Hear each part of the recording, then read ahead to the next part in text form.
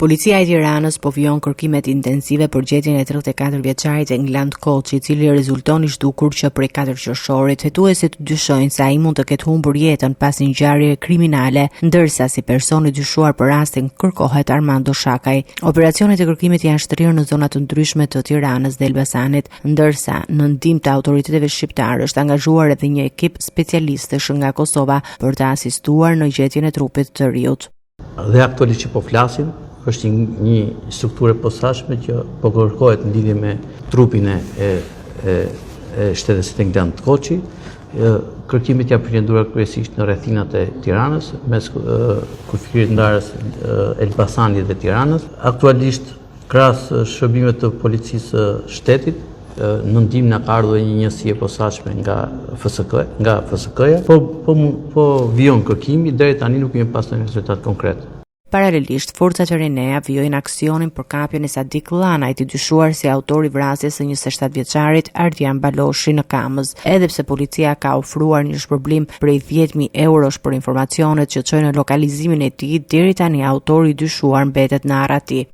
Duke pas parasysh të rrezikshmërinë e autorit të ngjarjes dhe pothuajse janë ushtruar mbi 20 kontrolle banesash, kryesisht në vendet ku ne kemi pas dyshime të arsyeshme dhe aktualisht vijon puna për kapjen e këtij personi për shkak të rëndësisë të operacioneve.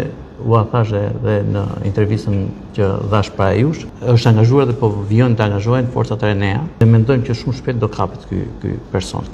Gjatë një konference për mediat, drejtori i policisë së Tiranës, Origer Torba, prezantoi rezultatet e punës së strukturës policore gjatë 6 javëve të fundit. Sipas tij, janë zhvilluar 58 operacione policore të fokusuara në goditjen e trafikut të lëndëve narkotike, armbajtjes pa leje, lojrave të fatit, call centrave të palishëm, prostitucionit dhe formave të tjera të kriminalitetit. Si rezultat, 247 persona janë arrestuar dhe vënë para drejtësisë. Në kuadër të këtyre operacioneve janë sekuestruar 2.7 kg kokainë dhe heroin, shuma të konsiderueshme parasht, 17 armë zjarri dhe municion luftarak, 6 granata defensive dhe rreth 1 kg lëndë plasëse. Ndërkohë, aktiviteti shtuar është regjistruar edhe në pikën kufitare të Rinasit. Sipas të dhënave të policisë kufitare, vetëm gjatë muajit maj janë përpunuar rreth 1.2 milion udhëtar, duke reflektuar fluksin më të lartë të hyrje-daljeve në territorin shqiptar.